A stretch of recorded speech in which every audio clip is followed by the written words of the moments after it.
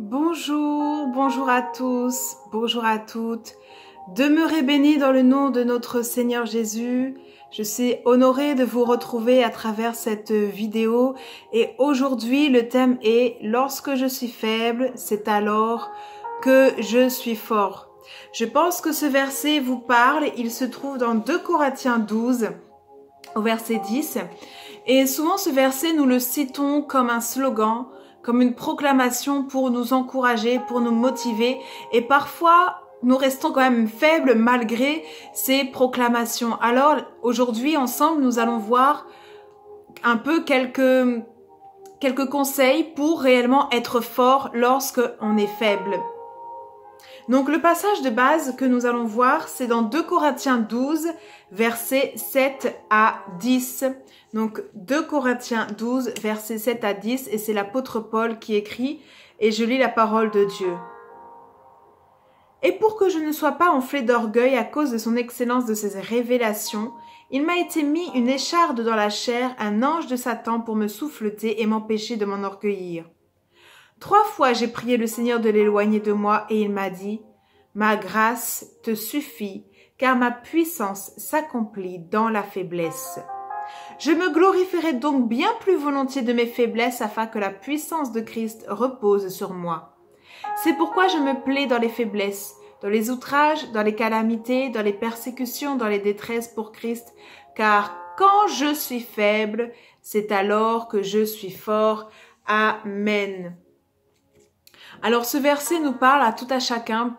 La plupart d'entre nous l'avons déjà cité. On a dit « Seigneur, je suis fort ». Lorsqu'on était faible dans nos situations d'épreuve, dans nos situations de difficulté, on a proclamé « Seigneur, je suis fort ». Et pourtant, parfois, on était toujours aussi faible.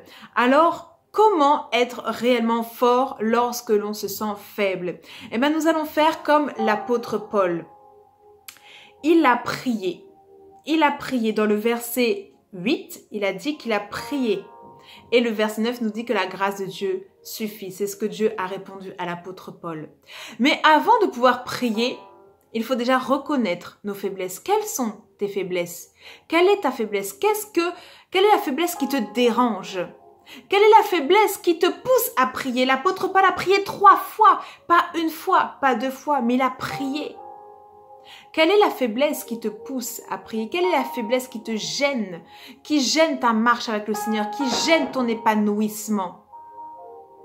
Avant de pouvoir dire « je suis fort », il faut reconnaître que nous sommes faibles. Quelle est cette faiblesse? Il faut reconnaître notre faiblesse et dans Proverbe 3, verset 6, on peut prendre la parole de Dieu. Proverbe 3, verset 6. Il nous est dit de reconnaître Dieu. Alors, Proverbe, c'est juste après les psaumes dans l'Ancien Testament. Il est dit, reconnais-le, reconnais Dieu. Quand on dit le, c'est le Seigneur. Dans toutes tes voies, et il aplanira tes sentiers. Amen. Il faut pouvoir reconnaître Dieu. Quelle est ta faiblesse? Dire, Seigneur, je suis faible dans tel domaine. Je n'arrive pas à obéir à ta voix lorsque tu me dis. Je suis désobéissant, je suis jalouse, je ne sais pas garder un secret, je tombe à chaque fois que je vois une femme ou un homme. Quelle est ta faiblesse? Le Seigneur connaît toutes choses. Il connaît nos faiblesses, mais il aime quand nous, on le reconnaît. Avant de dire je suis fort, il faut d'abord reconnaître notre état. Parce que Dieu fait grâce aux humbles. Il faut reconnaître que nous avons besoin de lui. Amen. Ça, c'est un premier point très, très important. Après, le deuxième point aussi, c'est pourquoi parfois Dieu permet aussi ces étapes-là. L'apôtre Paul dit qu'il se glorifiera. Il se glorifiera donc bien plus volontiers de ses faiblesses afin que la puissance de Christ repose sur lui. C'est dans le verset 9 de 2 Corinthiens 12. Parfois, Dieu permet à ce que nous passions par des chemins afin de pouvoir être une bénédiction pour ceux qui nous suivent. Parfois, le Seigneur permet aussi à ce que nous passions par des difficultés, des épreuves, des challenges et où on se sent faible, où on voit que réellement on est démuni, on a le Seigneur et pourtant on n'arrive pas à glorifier Dieu parce que en fait nous devons chercher Dieu nous devons chercher à le connaître. Nous devons être une source de bénédiction pour ceux qui nous suivent, mais pour l'être, il faut connaître Dieu. On dit Dieu est un Dieu de victoire, mais on n'accepte pas l'épreuve. Il faut savoir parfois accepter ces faiblesses-là. Ça ne veut pas dire oui, amen, tu restes. Non, c'est parfois dire Seigneur, ok, j'ai cette faiblesse-là, mais tu vas m'en sortir. Tu vas me sortir de là. La vallée de l'ombre de la mort n'est que pour un temps. Il y a une saison pour tout. Donc, réellement, parfois, Dieu permet ces situations-là pour que nous puissions glorifier Christ. Il y a plusieurs versets qui parlent de cela. Il y a 1 Pierre 1, verset 6. Il y a Hébreux 5, versets 7 et 8. On peut voir aussi, il y a beaucoup de versets. Et pour connaître Dieu aussi, on peut voir dans Jérémie 9, versets 23 à 24. Donc ça, c'est un prophète dans l'Ancien Testament. Jérémie 9, versets 23 à 24. Il est dit, ainsi parle l'Éternel, que le sage ne se glorifie pas de sa sagesse, que le fort ne se glorifie pas de sa force, que le riche ne se glorifie pas de sa richesse, mais que celui qui veut se glorifie d'avoir de l'intelligence, de me connaître, de savoir que je suis l'Éternel qui exerce la bonté, le droit et la justice sur toute la terre, car c'est à cela que je prends plaisir. Amen. Ça rejoint un peu ce que l'apôtre Paul a dit dans Corinthiens, qu'il se glorifie plus de ses faiblesses afin que la puissance de Christ repose sur lui. Donc nous voyons que réellement Dieu veut se glorifier à travers nos vies, mais nous devons le laisser agir dans nos vies. Nous devons laisser le Saint-Esprit nous imprégner. Nous devons laisser le Saint-Esprit nous conduire. Nous devons laisser réellement le Saint-Esprit prendre toute la place dans notre vie. Le but des épreuves, c'est pas que nous soyons dans l'épreuve, parce que nulle épreuve est au-dessus de nos forces. Donc par déduction, nous sommes au-dessus des situations et nous pouvons aller au-delà. Mais pourquoi, du coup, si les épreuves ne sont pas au-dessus de nos forces, pourquoi nous devons parfois les subir et on se sent faible? C'est pour nous pousser à chercher Dieu. Que celui qui doit se glorifie de connaître Dieu. Bien souvent, lorsque tout va bien, on connaît Dieu de la tête. Mais lorsque nous passons par des difficultés, c'est là où on réalise, oui, la fidélité de Dieu, c'est quelque chose de véritable. Parfois, nous devons passer par là, par des moments de faiblesse pour connaître Dieu. Et dans le psaume 28, verset 8, psaume 28, verset 8, il est dit: l'Éternel est la force de son peuple, il est le rocher de délivrance de son oint. L'Éternel est la force de son peuple. Quand je suis faible, c'est alors que je suis fort, sachant que la force, c'est l'Éternel. C'est Dieu, comme nous le dit le psalmiste. Donc, au jour du malheur, réfléchis, apprends à connaître Dieu, apprends à aller dans sa présence. Parce que c'est dans sa présence que tu verras la gloire de Dieu se manifester. C'est dans sa présence que tu apprendras à connaître Dieu et à tirer ta force. Dans Josué 1, versets 6 à 8, il a dit, ça parle du livre de la loi, de la méditer jour et nuit. Et après, il dit, fortifie-toi et prends courage. C'est fortifie-toi et prends courage. C'est à nous qu'incombe cette responsabilité, c'est de nous fortifier. Mais comment on se fortifie ? Je puis tout par celui qui me fortifie. La Bible dit ça, je crois que c'est dans Philippiens 4 qui est dit ça. Donc cela veut dire que c'est l'Éternel qui nous fortifie. Mais l'Éternel se trouve où? L'Éternel se trouve avec toi, en toi. Va le chercher, va dans sa présence. Noé était dans l'épreuve. On pourrait signifier en fait Noé quand il était dans le déluge. Le déluge pourrait montrer un temps d'épreuve. Pourtant l'Éternel était assis sur son trône et Noé était dans l'arche. Quelle est ton arche? Quelle est ton arche sur laquelle tu peux réellement rester et du coup faire face au déluge? Quelle est ton arche? Aujourd'hui, je voudrais simplement t'encourager à aller dans la présence de Dieu. Parce que c'est en te fortifiant dans le Seigneur que tu pourras réellement surmonter toutes les difficultés.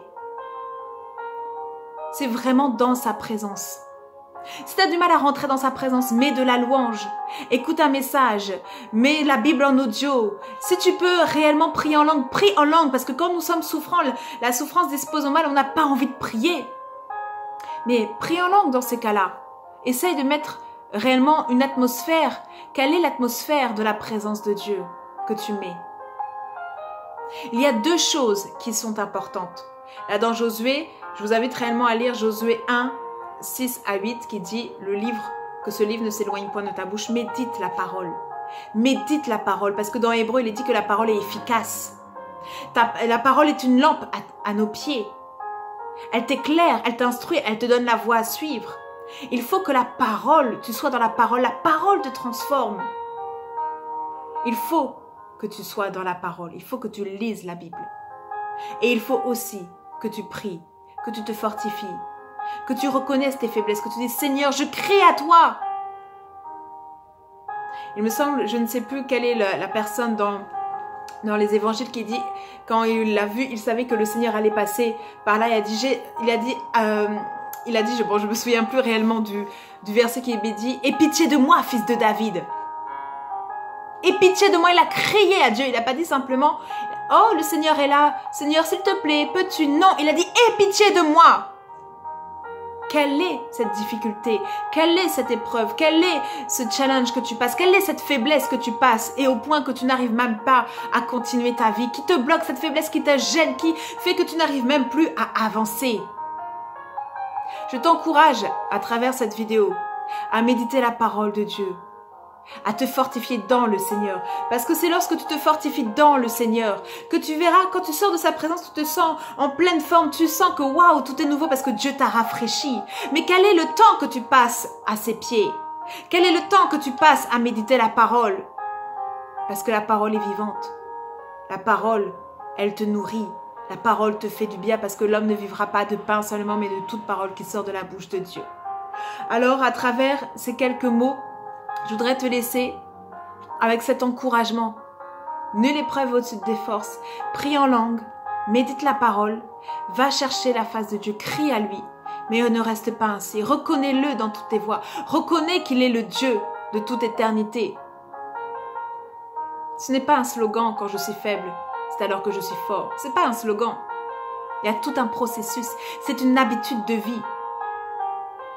Quand je me sens faible, je vais dans la présence de Dieu et je crie à Dieu. Je dis, Seigneur, aide-moi, aie pitié de moi.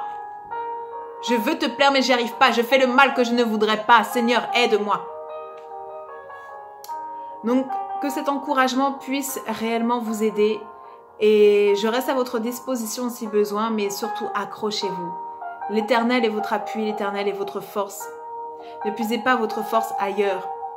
Pas en vous-même, non, pas en vous-même, ni en vos expériences passées, ni dans vos raisonnements, mais ni par force, ni par puissance, mais par son esprit.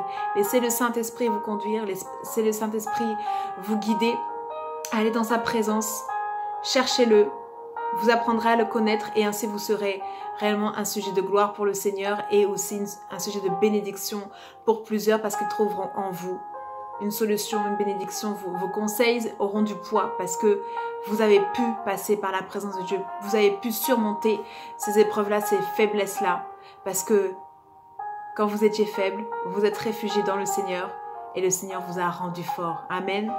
Que le Seigneur vous bénisse et à très bientôt.